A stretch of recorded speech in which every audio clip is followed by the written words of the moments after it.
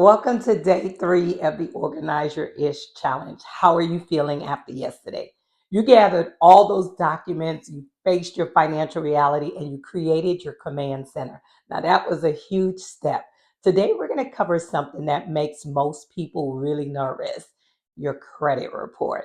One thing to remember is your credit score is one of the biggest factors in whether you can buy a home, what interest rate that you'll get, and how much house you can actually afford.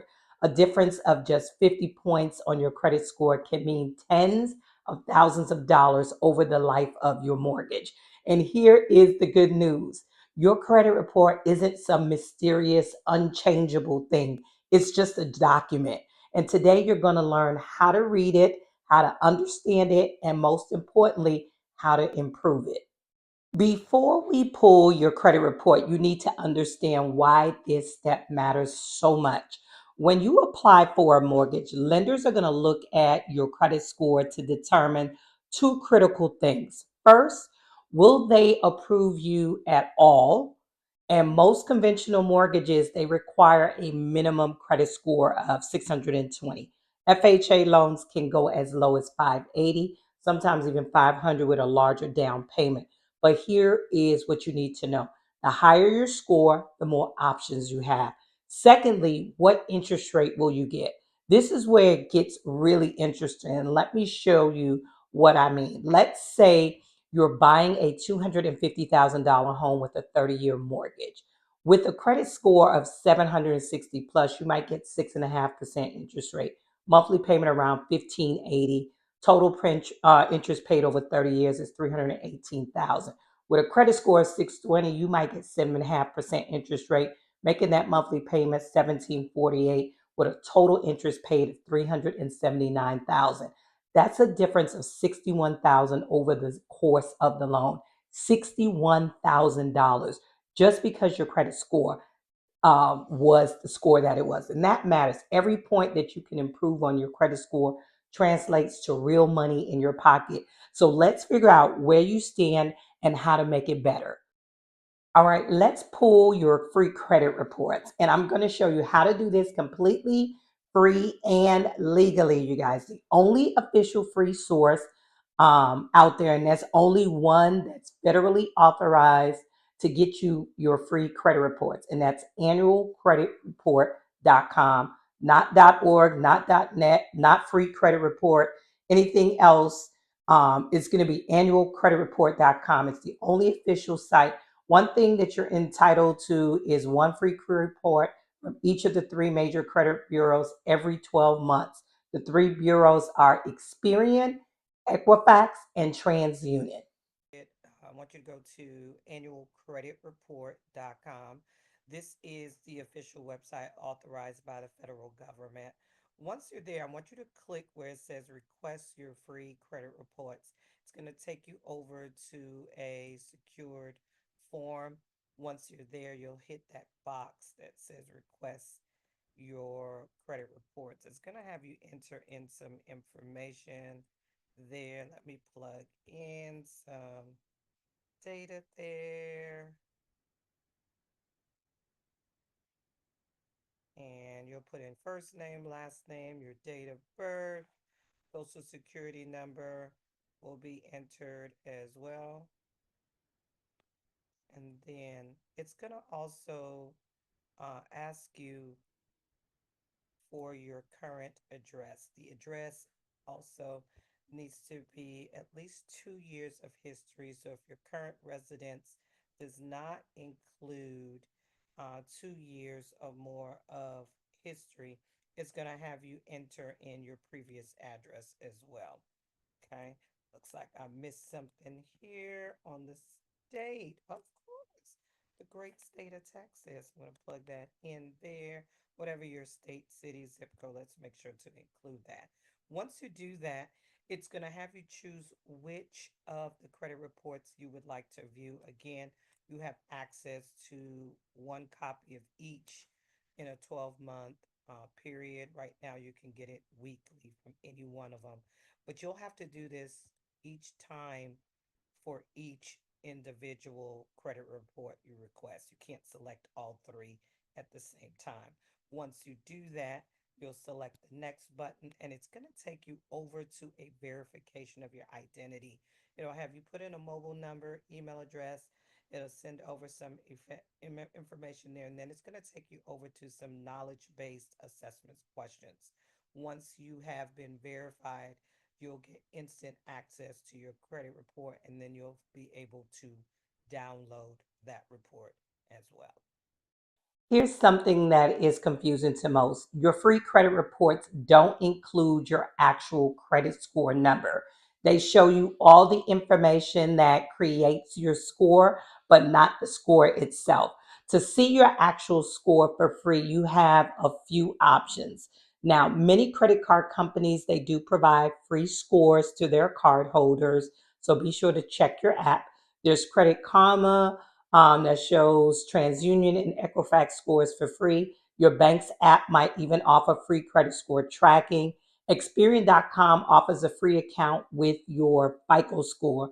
For today's purposes, we're just going to be focusing on the credit report because that's where you're going to find errors and opportunities for improvement. Okay, you've got your reports in front of you. They're probably several pages long and full of a bunch of codes and numbers. Don't panic. I'm going to walk you through exactly what you need to be looking at. Section one of the report is going to have your personal information. This is generally at the top. You want to look for your name, including any type of variations.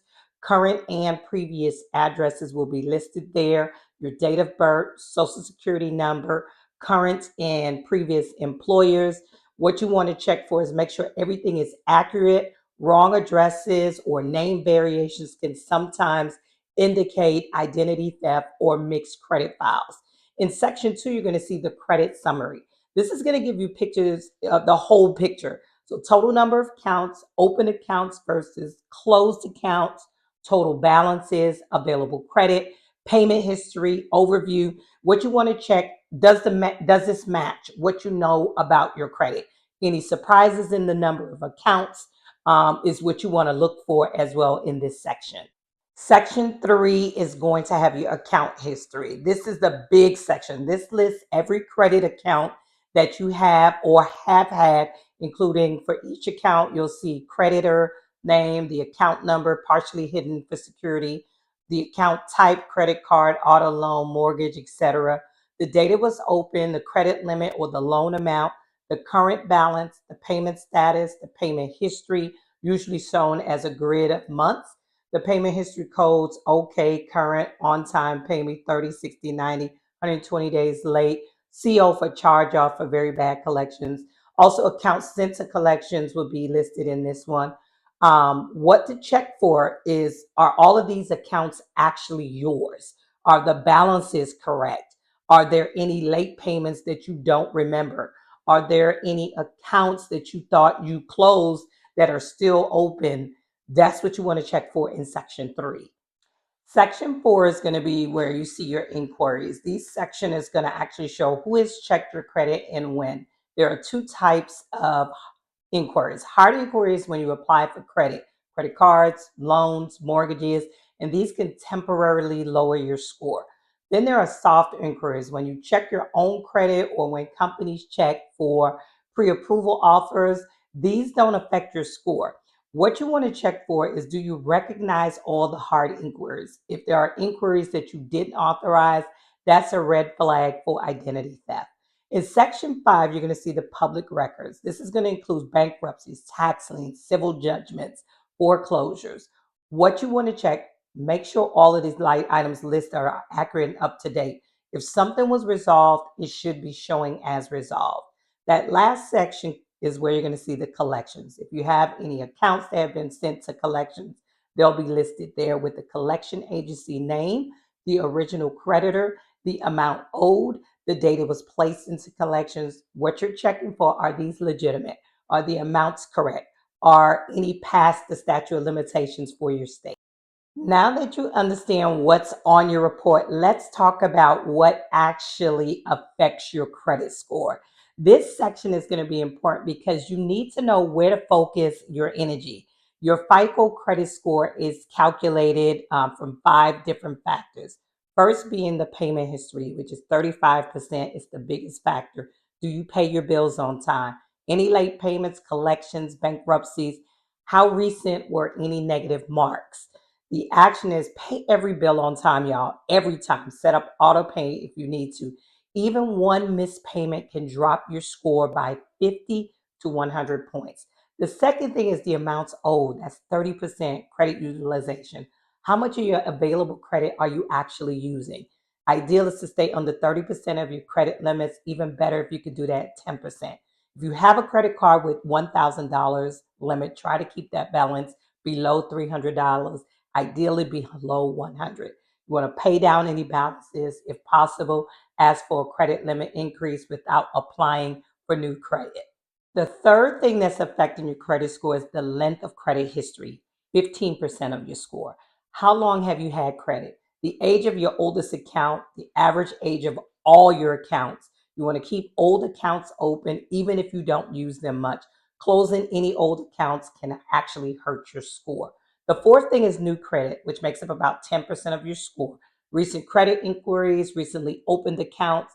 Don't apply for any new credit cards or loans while you're preparing to buy a home, because each application can temporarily lower your score. And the last thing is the credit mix, the last 10%, the variety of credits, auto, credit card, mortgages.